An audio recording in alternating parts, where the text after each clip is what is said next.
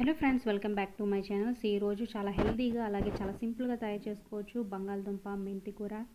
చాలా టేస్టీగా ఉంటుంది. ఎలా చేయాలో తెలుసుకుందాం. సో ముందుగా అయితే ప్యాన్లో ఆయిల్ హీట్ చేసుకొని ఆవాలు జీలకర్ర వేగిన తర్వాత 4-5 వెల్లుల్లి రెబ్బలు, తర్వాత కొంచెం కరివేపాకు ఇవి కూడా మంచిగా వేగిన తర్వాత ఒక మీడియం సైజు ఉల్లిపాయ కట్ చేసి పెట్టుకోండి.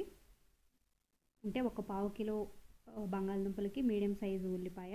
సో ఇవన్నీ మంచిగా వేగిన తర్వాత కొంచెం పసుపు ఉప్పు కూడా వేసి వేగనివ్వండి. ఈ లోపల ఇలాంటి సైజులో చిన్న చిన్న సైజులో బంగాళదుంపలు కట్ చేసి పెట్టుకోండి. అలాగే మెంతి కూర చాలా సన్నవి అనమాట, చాలా చిన్నగా ఉంటాయి కదా అవి. సో కాడలతో సహా వేసేయచ్చు. అదే మన పెద్ద అయితే ఆకులు ఒలిచి పెట్టుకోవాలి, ఎందుకంటే చేదు ఉంటుంది కాబట్టి. సో ఇది కూడా మనం అవి చక్కగా నీళ్ళలో బాగా కడిగేసి పక్కన పెట్టుకుని కట్ చేసి పెట్టుకుంటే దాంట్లో వేసేసుకోవచ్చు డైరెక్ట్గా. మనం కూర టేస్ట్ చూసినప్పుడు లైట్ చేదు తగిలినా అన్నంలో కలుపుకుంటే మాత్రం అంత మనకు చేదు తగలదు.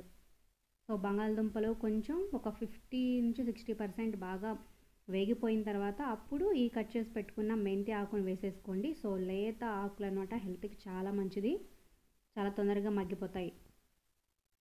సో మా ఛానల్ మొదటిసారి చూస్తున్నట్లయితే ప్లేలిస్ట్లు చెక్ చేయండి, చాలా రెసిపీస్ ఉన్నాయి, మీరు ట్రై చేయండి, ఎలా వచ్చినాయి కమెంట్ చేయండి.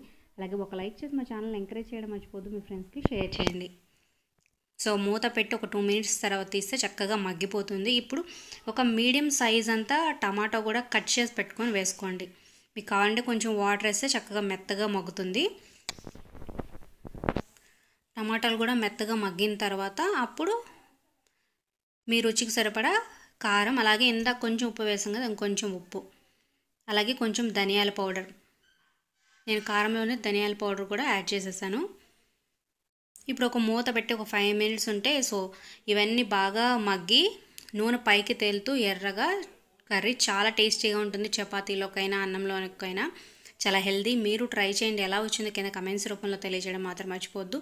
ఒక లైక్ చేసి మా ఛానల్ ఎంకరేజ్ చేయండి, మీ ఫ్రెండ్స్కి వాట్సాప్ ఫేస్బుక్ ద్వారా షేర్ చేయండి. సో ఇప్పుడు చూసారా 5 మినిట్స్ తర్వాత నూనె చక్కగా పైకి తేలుతూ కలర్ఫుల్గా ఉంటుంది, చాలా టేస్టీగా.